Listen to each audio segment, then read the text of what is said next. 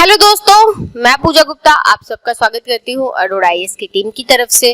तो अब जानते हैं कि हम इस टाइम पे आपसे मिलते हैं और क्या करते हैं। जो हमारा करंट अफेयर है इकोनॉमी के सेक्शन का, उनको कवर कर रहे हैं। आज भी हम इकोनॉमी के ही कुछ टॉपिक लेके आए हुए हैं जिनको हम आज कवर करने वाले। तो जो हमारा फर्स्ट टॉपिक है उसका नाम क्या है, भारत में जो गन्ना है और चीनी है उसका क्या कर दिया गया, उसके मूल्यों को हमने बढ़ा दिया है। और कितना बढ़ा है, 15 रुपए प्रति क्विंटल। इससे हमें कोई मतलब नहीं है कि कितने रुपए क्विंटल बढ़ा है कितने नहीं, क्योंकि ये हमारे एग्जाम के लिए जरूरी नहीं है। हमें क्या समझना है, हमें गन्ने के बारे में, चीनी के बारे में समझना है। ठीक है, तो यहां से हो गया, इतना जानकारी थी।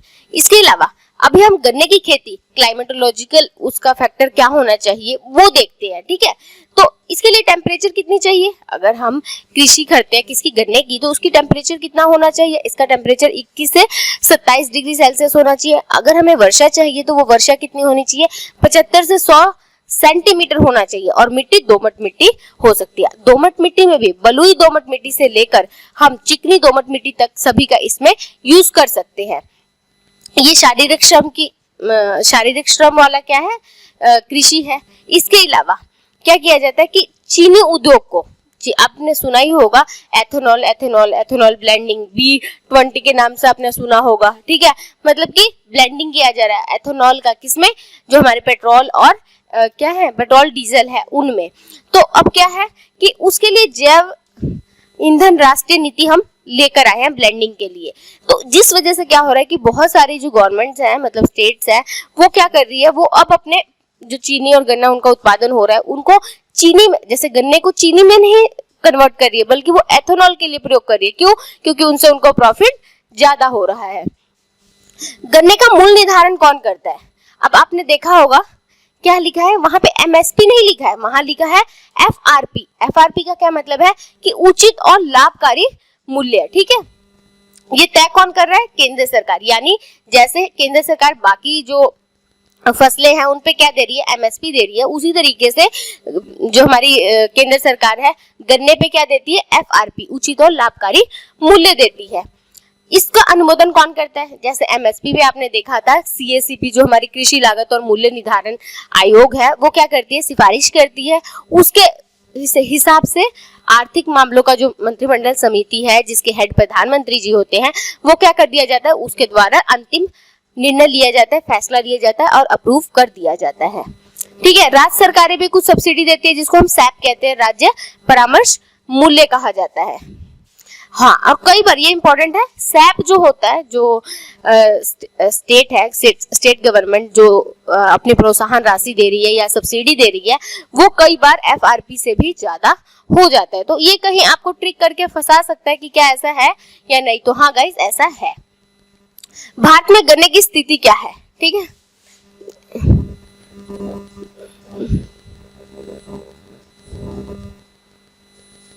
हाँ, हमने ये नहीं पढ़ा है ना, शीर्ष गन्ना उत्पादक राज्य। हमारे देश में अगर पूछे कि शीर्ष गन्ना उत्पादक राज्य कौन है, तो सबसे पहले आएगा महाराष्ट्र, सेकंड नंबर पे आएगा उत्तर प्रदेश और थर्ड पे आएगा कर्नाटक। पहले क्या था, कुछ सालों तक, कुछ वर्षों तक जो गन्ना है, गन्ने में उत्पादन के मामले में जो उत्तर प्रदेश है वो टॉप पे था और महाराष्ट्र सेकंड पे था। लेकिन महाराष्ट्र अब क्या हुआ है, वो टॉप पे आ चुका है और यूपी क्या है, वो सेकंड नंबर पे। क्यों, क्योंकि यूपी अब चीनी बनाने के लिए नहीं, अब एथेनॉल बनाने के लिए क्या कर रहा है, अपने गन्ने का प्रयोग कर रहा है। उसके अलावा इसके मूल्य का निर्धारण हमने देख लिया। इसकी स्थिति क्या है, तो देखो अभी तक जो ब्राजील था वो गन्ने के उत्पादन में प्रथम स्थान पे था, चीनी उत्पादन में प्रथम स्थान पे था। लेकिन इस वर्ष हमने क्या किया है, हमने ब्राजील को भी पीछे छोड़ते हुए भारत विश्व में नंबर 1 क्या बन गया है, उत्पादक, सबसे बड़ा उत्पादक बन गया है। और वहीं अगर हम निर्यातक के बारे में देखें तो निर्यातक के बारे में देखें तो भारत दूसरा सबसे बड़ा निर्यातक बन गया। अब ये सोचो कि ब्राजील को हमने पीछे कैसे पछाड़ा, पीछे इसलिए पछाड़ा क्योंकि जो हमारी सरकार है, हमारी गवर्नमेंट है, वो किसानों को गन्ने की खेती करने के लिए, उत्पादन के लिए बहुत ज्यादा प्रोत्साहन राशि दी गई, सब्सिडी दी गई। उसके अलावा और कह सकते हैं कि विद्युत हो गया या फिर अच्छे ज्ञान या प्रशिक्षण वगैरह दिया गया। क्यों, क्योंकि हम एथेनॉल ब्लेंडिंग भी कर रहे हैं, उसके लिए अच्छा अगर प्रोत्साहन राशि किसानों को मिल रहा है तो किसान उसको उगाने के लिए क्या होते हैं, प्रोत्साहित होते हैं। तो वही चीज है, उस वजह से इतना बम्पर उत्पादन हुआ है और हम ब्राजील को पीछे छोड़ पाए हैं। आत्मनिर्भर बनना, तो जो हमारी चीनी मिलें हैं वो क्या है, वो अभी भी आप बार बार सुनते हो कि किसानों का बकाया रह रहा है, चीनी मिलों पे बकाया रह रहा है। तो कई जगह देखने को मिलता है कि किसानों के जो बकाया गन्ने का जो गन्ना है जो वो मिलों में बेचते हैं, उन पे क्या रह जाता है, बकाया रह जाता है। उस चीज को हमें क्या करना है, अगर हमें आत्मनिर्भर बनना है तो हमें उन चीजों को सही करना पड़ेगा। यानी चीनी मिलें जो राजस्व उत्पन्न करती है उनको ट्रांसफर करना पड़ेगा, कहाँ, कृषकों के पास, ताकि वो भी लाभ के स्थिति में रहे। तो ये अभी हमें इतना सारा डिटेल नहीं पढ़नी है। प्रोत्साहन राशि देने का क्या कारण था, तो मैंने बताया इथेनॉल सम्मिश्रण कार्यक्रम चल रहा है, जिसके लिए हमें गन्ना और चीनी की जरूरत है, क्योंकि वो एज अ प्रोडक्ट हम यूज कर रहे हैं इसके अंदर। नेक्स्ट जो हमारा टॉपिक है वो क्या है, गिफ्ट सिटी और नेक्स्ट जो हमारा टॉपिक है वो है गिफ्ट सिटी और बुलियन एक्सचेंज। गिफ्ट सिटी कहाँ है, तो गुजरात के अहमदाबाद में, नहीं, गांधीनगर, गुजरात का जो गांधीनगर है वहां हम क्या कर रहे हैं, वहां हम एक गिफ्ट सिटी बना रहे हैं। और गिफ्ट सिटी के अंदर, मतलब मान लो कि ये एक स्टेट है गुजरात का एक एरिया है जिसका नाम है गांधीनगर, ठीक है। इस गांधीनगर के अंदर हम क्या कर रहे हैं, एक वित्तीय सेवा केंद्र प्राधिकरण बना रहे हैं। उसकी मोदी जी ने क्या किया, हमारे प्राइम मिनिस्टर जी ने क्या किया है, वहां पे उसकी आधारशिला रखी हुई है। इसमें हम क्या कर सकते हैं, इसमें जो हमारा इंडिया इंटरनेशनल बुलियन एक्सचेंज लिखा है ना, कि बुलियन एक्सचेंज मतलब बुलियन का एक्सचेंज भी कर सकते हैं। और ये हमारा फर्स्ट बुलियन एक्सचेंज है, वो भी क्या है, इंटरनेशनली, यानी कि हम सिर्फ इंडिया में ही नहीं, कि इंडिया के एक स्टेट से दूसरे स्टेट का ही बुलियन एक्सचेंज नहीं कर सकते हैं, बल्कि हम विश्व के साथ भी बुलियन में एक्सचेंज कर सकते हैं। मान लो कि जो जैसे कि आपने सुना होगा सॉवरेन गोल्ड बॉन्ड आए हुए हैं, तो वो भी क्या है, वो भी एक एक्सचेंज ही है ना, तो उसकी खरीद बिक्री हम कर सकते हैं। तो इस वजह से ये आया है। तो फर्स्ट हमारा इंडिया, देखो आपसे पूछ सकता है कि इंडिया इंटरनेशनल बुलियन एक्सचेंज कहाँ पे खुल रहा है, IIBX जो है वो कहाँ खोला गया है, तो वो खोला गया है गिफ्ट सिटी में कहाँ, IF वित्तीय सेवा केंद्र प्राधिकरण के जगह जो है वहां पे। अब ये वित्तीय प्राधिकरण केंद्र है क्या, उसको हम जानते हैं। पहले बुलियन एक्सचेंज देख लेते हैं। बुलियन क्या होता है, जो सोना चांदी का है, सोने चांदी को संदर्भित करती है। बुलियन जो है सोने या चांदी को संदर्भित करने वाला अक्सर बार, सिल्ली या सिक्कों में यूज किया जाता है। जब आप सोना देखते हो तो ऐसे जैसे हम गहने या कान की बूंदे हो गई या हाथ का ब्रेसलेट हो गया, इन चीजों में हम as a use household रूप में जब यूज कर रहे हैं तब हम यूज करते हैं। लेकिन अगर हम व्यापार के रूप में यूज कर रहे हैं तो इसको हम कैसे रखते हैं, बार में, सिलिया में या सिक्कों के रूप में यूज किया जाता है। बुलियन को कभी कभी हम कानूनी निवेदिता भी मान लेते हैं। इसका मतलब क्या होता है, निविदा मतलब कि कोई भी, जैसे कि अभी आपके पास 10 रुपए का नोट है, आप कोई सामान लेने जाते हैं तो आपको वो दुकानदार 10 रुपए लेने से मना नहीं कर सकता। क्यों नहीं कर सकता, क्योंकि वो हमारी फिएट मनी है। फिएट मनी का मतलब क्या होता है कि हमारे देश के जो एपेक्स बैंक है उसके द्वारा वो प्राधिकृत किया गया है और गवर्नमेंट के द्वारा वो निकाला गया है, उस पर साइन है, ठीक है। तो वो आप मना नहीं कर सकते हो। वैसे ही हम कभी कभी उसकी कानूनी निविदा किसके रूप में ले लेते हैं, सोने या चांदी को भी यूज कर सकते हैं। तो अब क्या कर रहे हैं, हम जिस जगह पे बुलियन का व्यापार कर रहे हैं उसको हम बुलियन एक्सचेंज कह रहे हैं। बुलियन एक्सचेंज एक ऐसा बाजार है जिसके माध्यम से खरीदार और विक्रेता एक ही प्लेटफॉर्म पे आ जाते हैं। कौन सा, सोने चांदी ज्वेलर्स वगैरह के। और इससे क्या हो जाएगा, जो हमारे दुनिया भर के लोग हैं उनसे ट्रेड करना आसान हो जाएगा, प्रतिस्पर्धी बन जाएगा, पारदर्शिता आ जाएगी, उसके जो कितना क्या हो रहा है, सोने के मूल्य में बढ़ रहा है या घट रहा है, ये सब चीजें पता रहेंगी हमें। इंडिया इंटरनेशनल बुलियन एक्सचेंज, तो इंडिया का इंटरनेशनल, इंडिया तो है, इंडिया का इंटरनेशनल यानी हम दूसरे देशों से भी बुलियन का व्यापार कर सकते हैं, उसको हम क्या कह रहे हैं, IIBX कह रहे हैं। भारत में ज्वेलर द्वारा सोने के आयात को आसान बनाने के लिए हमने इसकी शुरुआत IIBX की घोषणा की है। ऐसा मंच है जो न केवल ज्वेलर्स को एक्सचेंज में व्यापार करने के लिए नामांकित करता है, बल्कि सोने और चांदी के रूप में जो हम भंडार रखते हैं उसको भी क्या करता है, उसको उसकी बुनियादी ढांचे को भी स्थापित करता है। महत्व क्या है, इससे क्या होगा, कंपटीशन बढ़ेगा, हमारा जो उपभोक्ता बाजार है वो हमें पता चलेगा। इसके अलावा क्या होगा, इसके अलावा पारदर्शिता बढ़ेगी, ठीक है, और कीमतों को प्रभावित करने की दिशा में हम सक्षम हो जाएंगे कि हमें हर चीज की कीमत पता रहेगी। नेक्स्ट है गिफ्ट सिटी, देख लेते हैं। तो गिफ्ट सिटी कहाँ पे है, गुजरात में है। और इस गिफ्ट, जो गिफ्ट वर्ड दिया गया वो क्या मतलब है, गुजरात इंटरनेशनल फाइनेंस टेक, इसको क्या कह रहे हैं हम, सिटी। इसको हमने पूरा फुल फॉर्म नेम में क्या डाला है, गिफ्ट मतलब जी मतलब Gujarat, IFT, Gujarat international finance tech city, इसको हम क्या कह रहे हैं, गिफ्ट सिटी। कहाँ है, गांधीनगर, गुजरात में स्थित है। ये क्या है, एक स्पेशल सेज है, सेज SEZ, सेज, इसमें क्या किया जाता है, ये विशेष आर्थिक क्षेत्र है। इसमें क्या होता है कि जितनी भी आर्थिक गतिविधियां होती है वो एक ही जगह पर आपको मौजूद मिलेंगी, वो वाला एरिया है। जिसमें मतलब गिफ्ट सिटी के अंदर हमने क्या किया है, जिसमें भारत का एक पहला अंतरराष्ट्रीय वित्तीय सेवा केंद्र और एक विशेष घरेलू टैरिफ क्षेत्र का हमने आधारशिला रखी है। गुजरात सिटी को न केवल भारत के बल्कि विश्व के लिए वित्तीय और प्रौद्योगिक सेवाएं होती हुई क्या क्या क्या एकीकृत केंद्र के रूप में परिकल्पित किया गया है। मतलब यहाँ से हम सारी वित्तीय जो हमारा एक्सचेंज होता है उसको हम कर सकते हैं, ना केवल इंडिया में बल्कि हम बाहर देश के साथ भी एक्सचेंज कर सकते हैं। इसको हम क्या कह रहे हैं, इसको हमने गिफ्ट सिटी में कहाँ पे काम कर रहे हैं, पहला अंतरराष्ट्रीय वित्तीय सेवा केंद्र के अंदर ये सारा काम हो रहा है।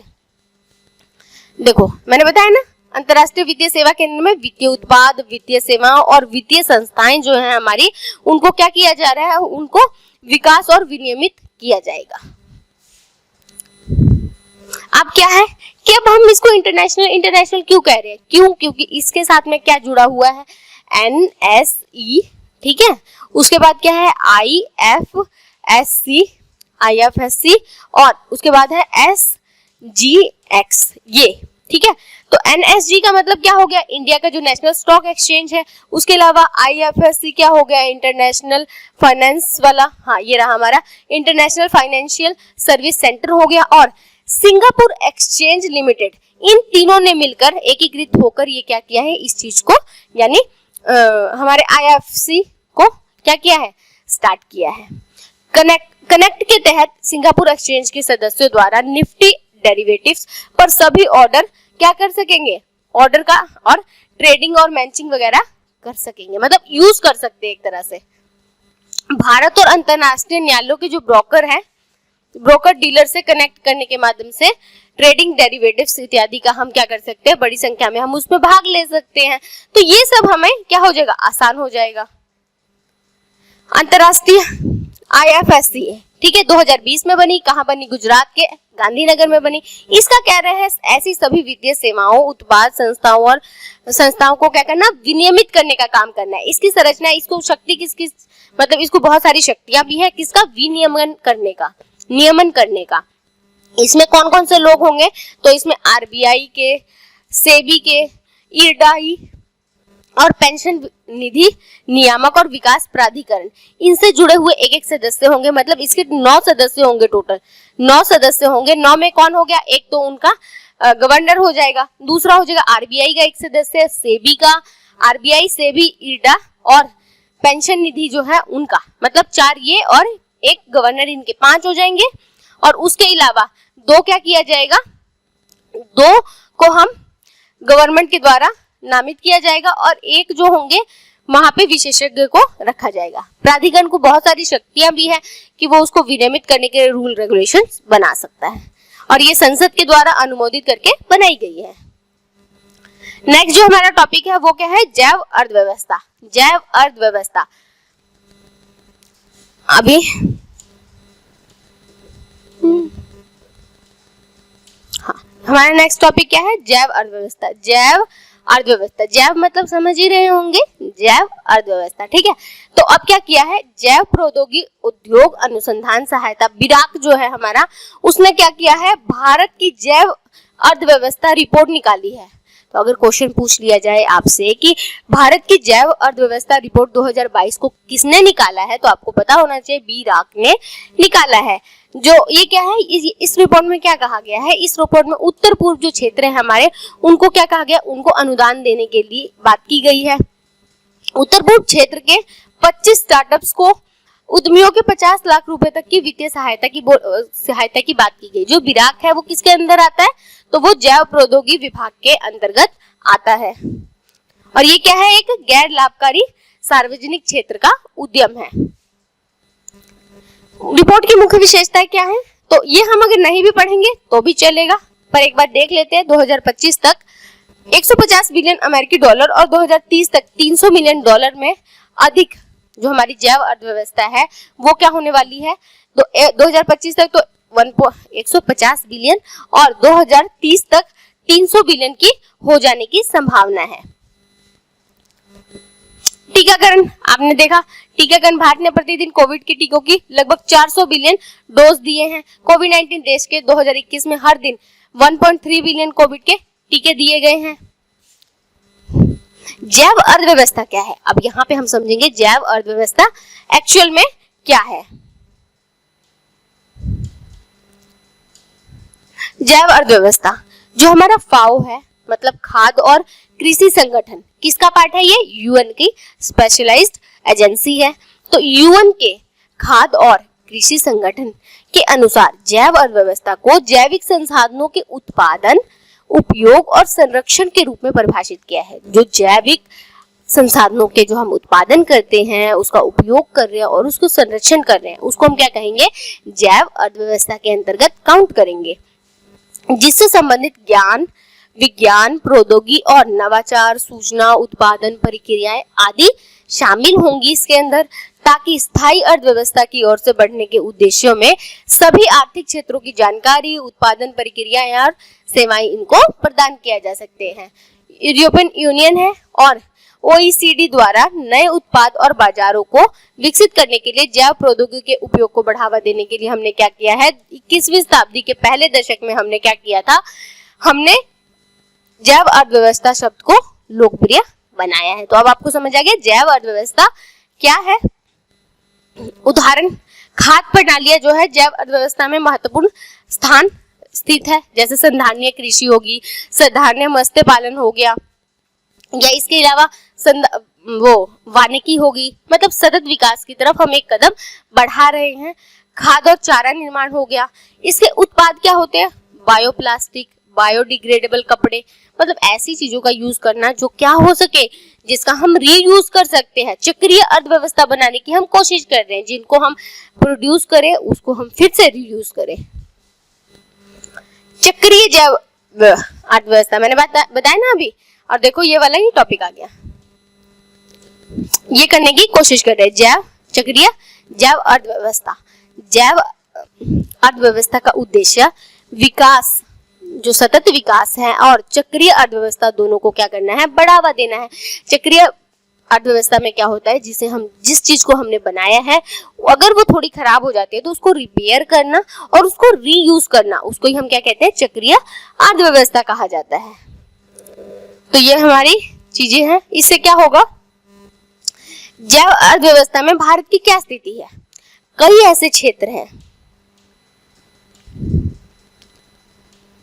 कई ऐसे क्षेत्र हैं जो भारत की जैव अर्थव्यवस्था के विकास में योगदान दे रही हैं। अब वो कौन से क्षेत्र हैं, चलते हैं। जैसे आत्मनिर्भर भारत हो गया, ये क्या कर रहा है, ये 2047 तक 2047 तक क्या करेंगे, हम ऊर्जा आत्मनिर्भरता बनने के दृष्टिकोण की तरफ हम देख रहे हैं कि हम क्या कर सकते हैं, 2047 तक ऊर्जा में हम आत्मनिर्भर हो सकते हैं। इसके अलावा जैव ईंधन पर राष्ट्रीय नीतियों में संशोधनों को मंजूरी दिया गया है। 2023 तक 20% जो एथेनॉल ब्लेंडिंग को हम लोग मंजूरी दे रहे हैं। अन्य क्षेत्र जैसे जैव कृषि, बीटी कॉटन का यूज, कीटनाशक का यूज, समुद्री जैव तकनीक का यूज, पशु जैव तकनीक में हम अर्थव्यवस्था को क्या करेंगे, 2025 तक 5 बिलियन डॉलर से, जो 5 बिलियन डॉलर का इसमें काम हो रहा है उसको हम क्या करेंगे, 20 मिलियन डॉलर को बना देंगे। जैव विविधता में भारत की पहले क्या है, बायोफार्मा के लिए है, ठीक है। उसके अलावा स्टार्टअप्स को बढ़ावा दिया जा रहा है। उसके अलावा और भी बहुत सारे काम हैं, जैसे कि जैव अर्थव्यवस्था पर आर्थिक मिशन भी हम लेकर आए हैं। ये पूरा पढ़ने की जरूरत नहीं है, क्योंकि ना आप यूपीएससी में पूरा लिख सकते हैं और ना ही ज्यादा क्या कर सकते हैं, ना ही ज्यादा ये इतने आंकड़े याद कर सकते हो। तो इसलिए सीधे सीधे आप पॉइंट याद रखिए, आपको पता होगा 2-4 लाइनें आप लिखने के जितने काबिल होते हैं। तो ये क्या था हमारा, ये था हमारे आज के टॉपिक। आई होप गाइस आपको क्लास अच्छी लगी होगी। दोबारा कल हम आपसे जरूर मिलेंगे। Okay guys, bye.